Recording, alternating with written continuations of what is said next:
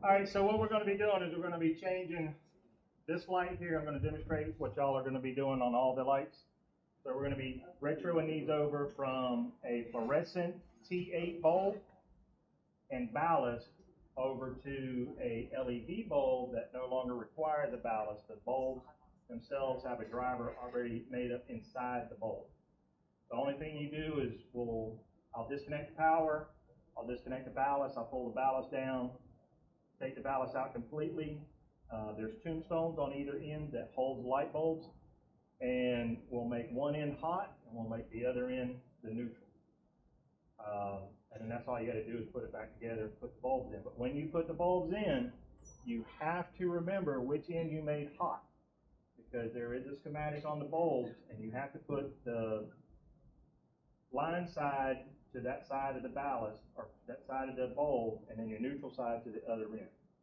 It will work the other way, but it will not last. You'll get about 2 months out of it, and it shorts it out because the electricity is going to a vacuum, and it burns the driver in it up. And then you end up having either the bulbs will start blinking or flickering, or they just won't work at all. So whenever you get started, you know, this is a little bit taller ceiling. Probably could have got it off of a 6-foot ladder, but just for safety reasons, I got the 8-footer, just because the ceiling's a little taller. On some of these here, they have these slides that a little bit of pain to take off. Sometimes they stick. So there's these little slides right here in the corner. You'll see them. Push them towards the inside. Sometimes you'll have to wiggle it, reach up inside, pull it down. The lens itself has got a little piece that sticks out. All you do is pick one side up, pull it out at an angle, you can take the whole lens out.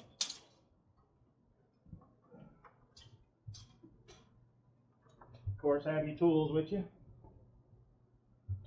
To release the bulbs, they have pins on them. You're just going to reach up and grab it, wiggle it out. Do not force it, because the bulb will break in your hand and come out at an angle. Do the same thing on the other side. Come out at an angle. I will be turning the power off that light fixture. What you're going to do is, on this tray here, there's these little ears that it grabs underneath. All you do is squeeze in on it and pull down, and then squeeze in on the other side, pull down, and then you can rotate it out. Opposite way of putting it in. Either have your tick tracer to make sure the power is off, and I have no power, or we can use a meter. But Colin, if you would turn the light switch on, just to make sure that your meter, your tick tracer does work, check it on a known power source.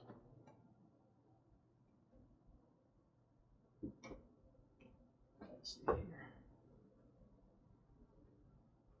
All right, here's my power coming in. All right, so it's working. Turn the light switch off, and it just goes off. So the power should be dead. So the first thing you're going to do is have some wire nuts in your work area. Just need a few. The very first thing you do is you're going to find your power wire, and you're going to cut it.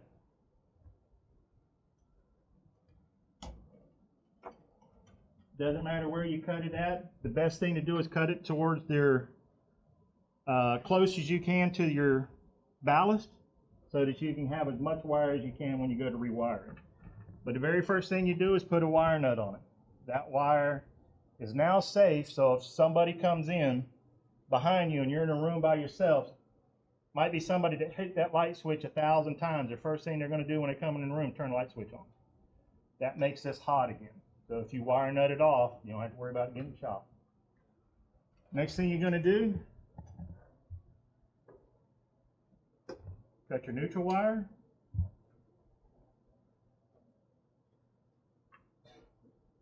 And again, cap your neutral wire off. Just to the fact that if this neutral wire is tied to the rest of these lights, it is still carrying current back to the panel. This could have a load on it if you touch ground and touch that neutral. So it's always good just to cap both your hot and your neutral. Now for the rest of it, you're going to look up into here, and if you notice this wire here, the green wire, and this other blue wire here, it travels straight into this light. So when you cut your wires, don't just get in there and start cutting. You need to trace your wires out.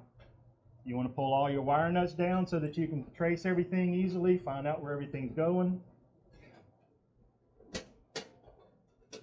We have a wad of wires right here that we need to trace.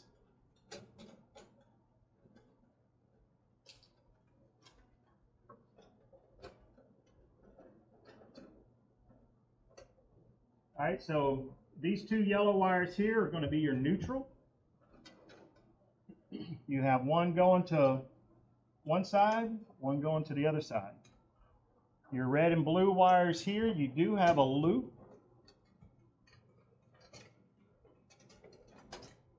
of extra wire. Pull all this out so you can look at it. Because you want to make sure when you cut your wires that there was another light there that could be feeding the other light. So you want to make sure when you cut your wires, you're not cutting a wire that's feeding something else. So these wires here, you have two blues, two reds. These reds here are feeding this side, these blues are feeding the other side. So what you're going to do there, again, cut your wires close up to the ballast so you have plenty of wire. You can always shorten it up later, but always cut you enough so you're not adding a bunch of wire nuts.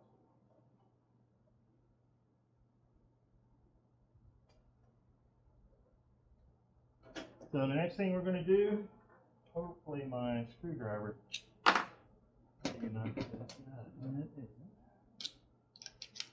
Alright.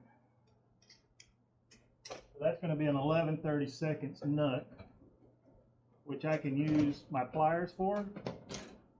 Just get it started.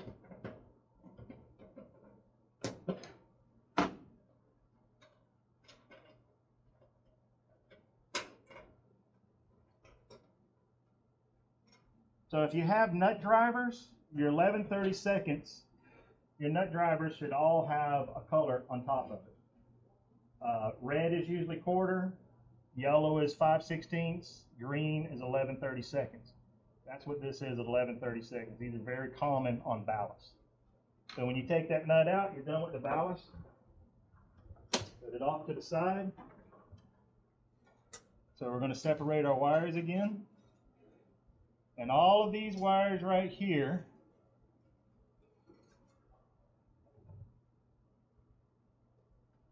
we can cut.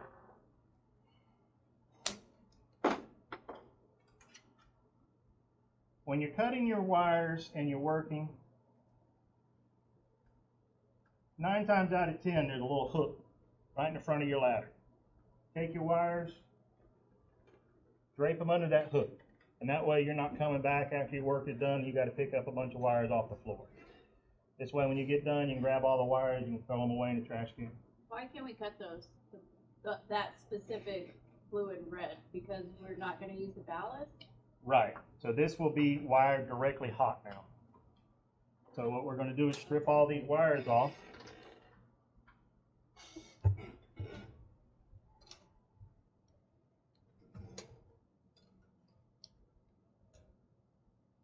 All of these wires get stripped, and all of these wires will get connected to the power wire now.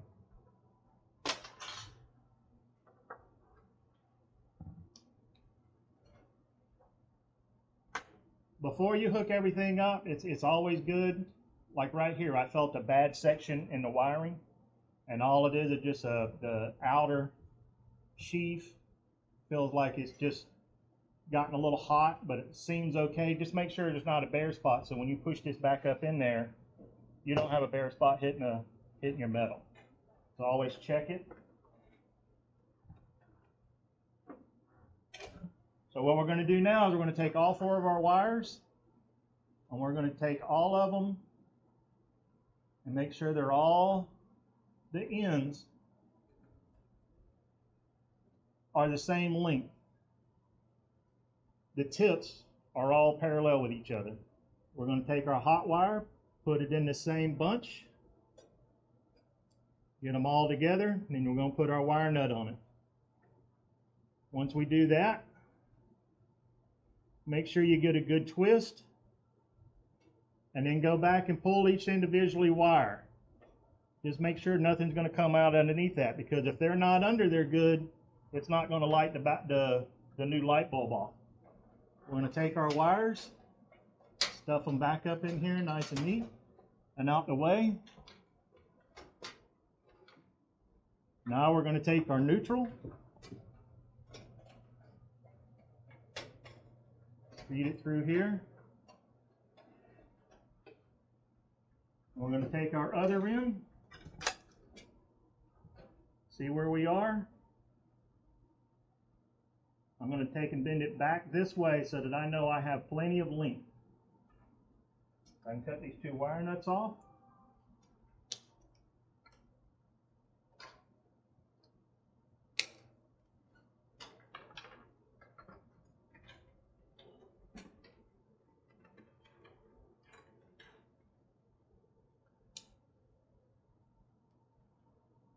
Trim our end there.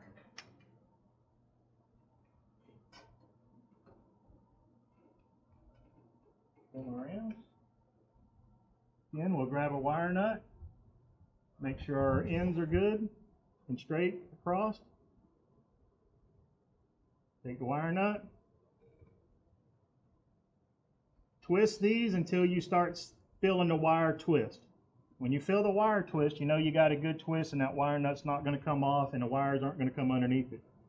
Now if you notice how these wires are drooping, what you can do is take this wire and actually just kind of wrap it around some.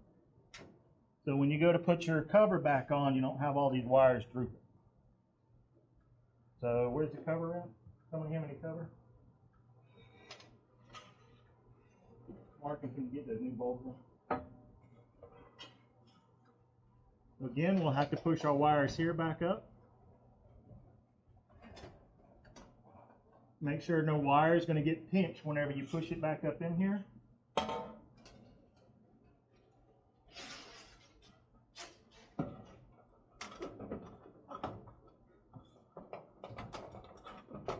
These are tight and you will have to work with them sometimes.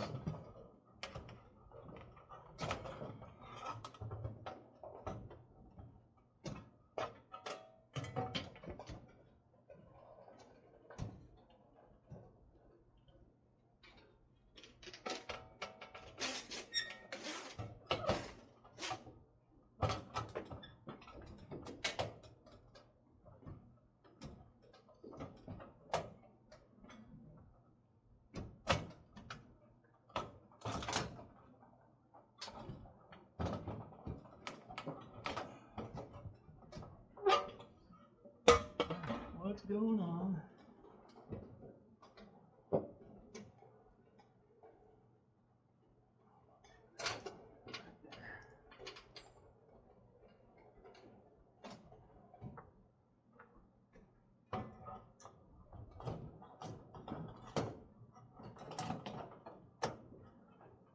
So usually if you roll it on one side,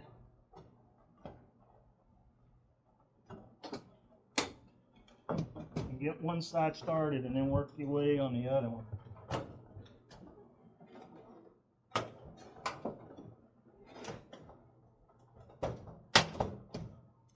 There we go. Both sides in.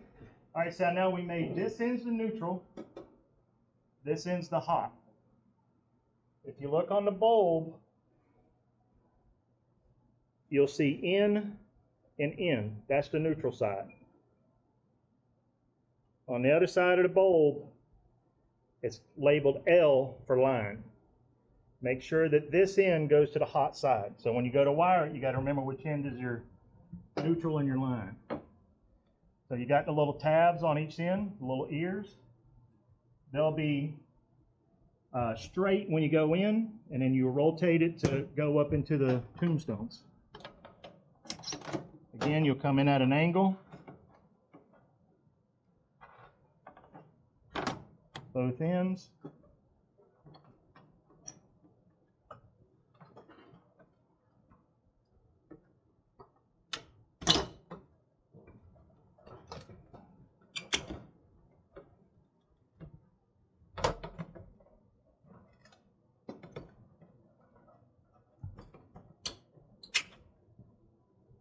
That one's locked into place. Again, making sure my line is on this side and neutral's on the other.